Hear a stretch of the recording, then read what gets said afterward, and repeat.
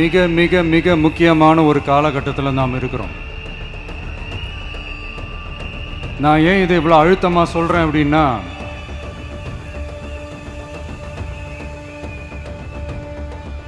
ஏதோ அழுத்தம் இருக்குமோன்னு நினைக்கிறீங்களோ?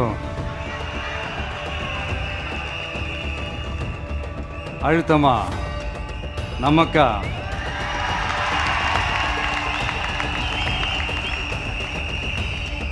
இந்த அழுத்தத்துக்கெல்லாம் அடங்கி போற ஆளா இந்த ஆளு?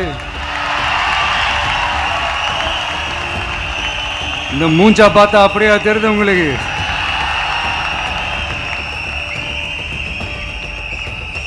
அதனால அப்படியெல்லாம் நடக்காது. அதுவும் முக்கியமா நம்ம கிட்ட அதெல்லாம் நடக்கவே நடக்காது. ஆனா அழுத்தம் இருக்குதான்னு கேட்டீங்கன்னா இருக்குது. அது நான் இல்லைன்னு சொல்ல வரல. நமக்கு இல்லை, மக்களுக்கு. தமிழ்நாட்டை இதுக்கு முன்னாடி ஆண்டவங்களும் சரி பாஜகவுக்கு அடிமையாக தான் இருந்திருக்கிறாங்க. ஸோ அவங்கள நம்பியும் ஒரு பிரயோஜனமும் இல்லை. இப்போ ஆண்டுகிட்டு இருக்கிற இந்த திமுக அரசாச்சும் நமக்கு ஏதாவது செய்வாங்கன்னு பார்த்தா இவங்களும் அவங்கள மாதிரியே தான். இன்னும் சொல்ல போனால் ஒரு படி மேலே, இன்னும் மோசம். அவங்களாச்சும் நேரடியாக சரண்டர் ஆகி இருப்பாங்க, இவங்க மறைமுகமாக சரண்டர் ஆகி இருக்கிறாங்க. அவ்வளோதான் வித்தியாசம்.